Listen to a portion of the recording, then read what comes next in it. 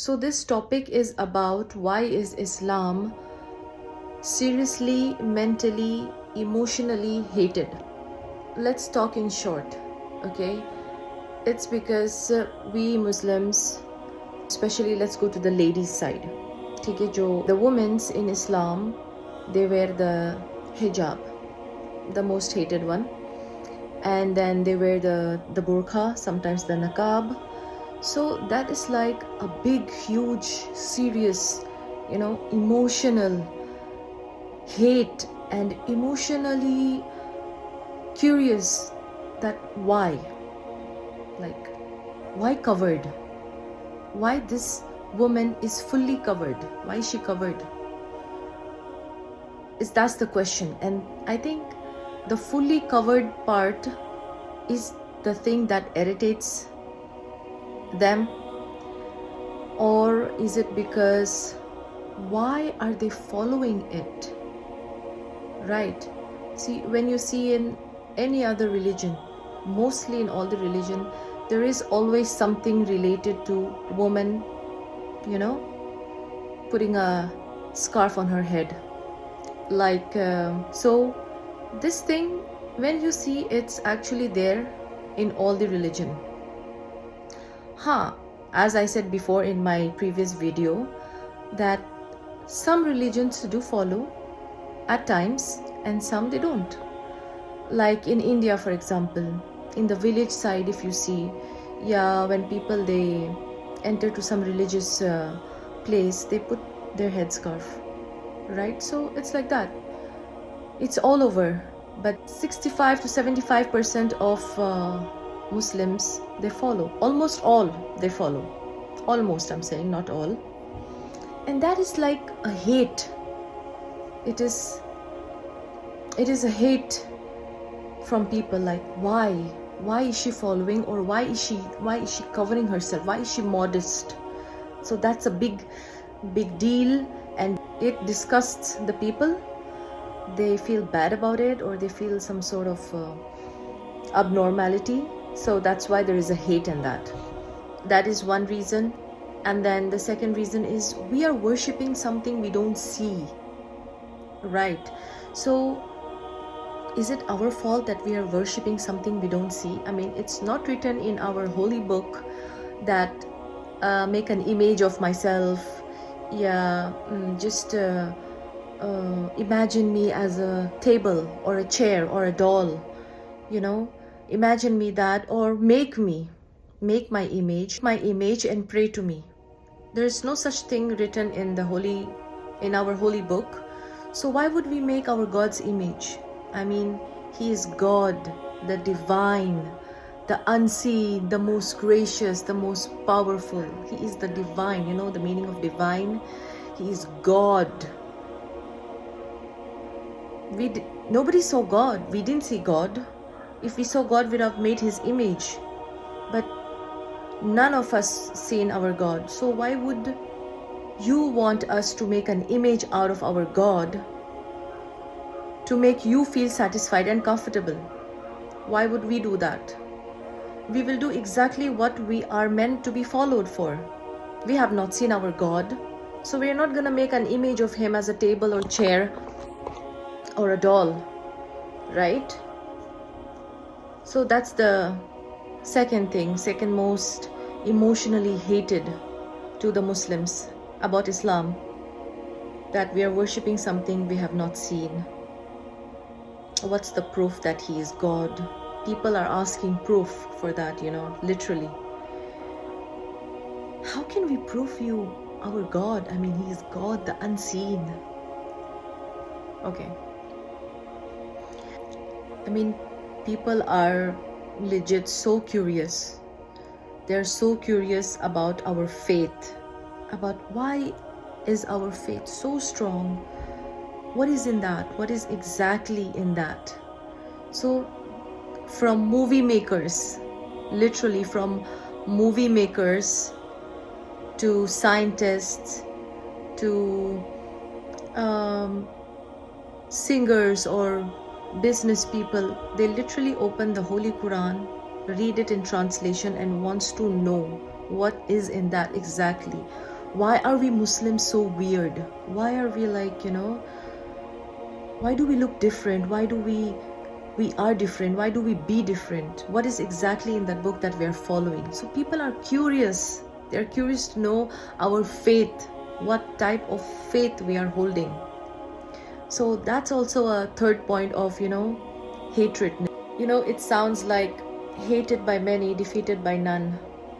And then comes, the third or fourth highlighted part is that why are most of the things haram in Islam? Why are most of the things haram? Because Islam is a way of life. It's a way, a path of life. Like the dunya has law and order, there are some rules and regulations. Same in a religion, there are rules and regulations. In law, in the worldly law, if you kill someone, it's a crime, right? So you will be jailed for that. So the same thing in our religious views, in our religion path, we have also rules and regulations, something called haram and halal, right?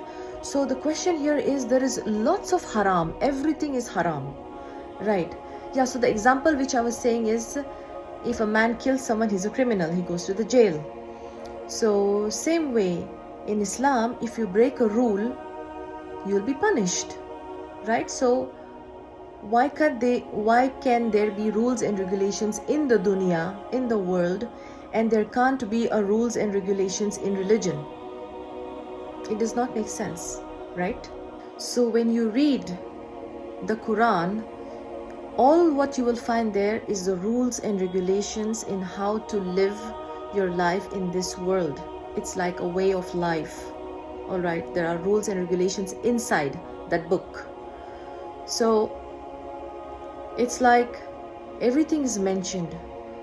It's completely a path, a proper intellect path of life. To be honest, it even says about some animal which is haram to eat, right? You must be knowing what animal is that which we Muslims don't eat. It is haram for us, means it is prohibited. Because when you see it scientifically, this animal has lots of disease inside its own stomach, inside its own body. It eats its own waste, and many other. If you Google it, you will find it. Why it is haram? Haram means prohibited. It's not good. So anything that is not good for human body, it is haram. So it's not that everything is haram. Anything that is not good for human body, it is haram. Now you guys must be saying like, okay, about the haram relationship. Okay, let's take that as an example. So if a girl and boy is in a haram relationship, what happens in the end? Mostly, okay, I'm not judging, but mostly what happens? They break up. The girl gets emotional, she cries, and then what I have done, and the boy, and all that stuff goes on in your head. You get depressed, you get stressed. Both ways, girl and boy, man and woman, they get stressed, they cry, they go under depression. That is the reason why it is haram, because it is ruining your human body, your brain, your heart. The human body is being stressed, okay? It's being tortured emotionally. And that's what Allah subhanahu wa ta'ala don't like. That is the reason why. So instead of judging and saying this is haram, that is haram, everything is haram in Islam, you cannot do anything. It's not everything is haram. Whatever spoils a human body, mentally, emotionally, and physically, is haram. For example, alcohol. Why is alcohol haram? I mean, one drink won't hurt you, right? That's what comes in your mind. It does. One drink doesn't hurt you. But when you overdo it, it's spoiling you. It's torturing you, right?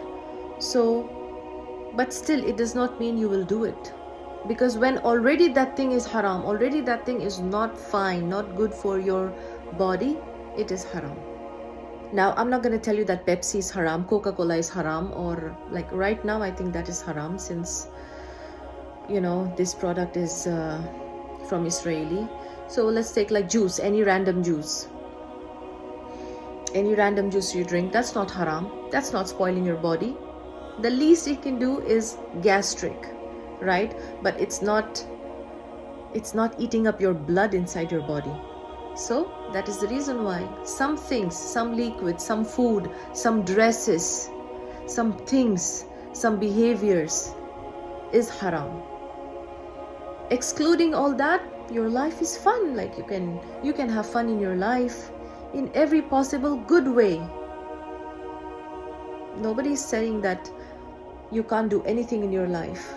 I don't know if I should mention this point. Is it necessary or no? I don't know, but I think I'll just say it, that one of the points also that we are hated is because we eat meat. Like as if Israel doesn't eat meat. Some people should do their research first before commenting on a particular person just because he or she is Muslim. You'll just bring up any topic on that person. Before bringing up that topic, why don't you do your research first, that what that Muslim man or woman is consuming or wearing or whatever it is also being consumed or worn by the other nationals as well who are non-Muslim. The hate level is, the hate level is not making sense. Like sometimes it's making sense, and then sometimes it just falls down like it's just not making sense. This hate is for what? It's not making sense. So these are some few points about this topic, and if there are some more points that you guys have thought about, then comment me in the section. Maybe I have skipped some points, I don't know, but I think these are the main ones. It's like, if you are not following your religion, your book, your spiritual holy book, if you're not following that and you're living your life the way you are living, that's cool. That's up to you, that's up to that person. Way to go, it's your life. But if someone is following their holy book, their religion, why it be your problem? Why is it your problem? Is it your problem because you are not following and we are following? Or is it because why are you following? It could be any two of it. Muslim brothers and sisters, I don't know if you think this video was a bit of informative about what I feel about this situation which is going on right now and since years. If you do like it, if it was informative, then please do like, share and subscribe. Jazakallah.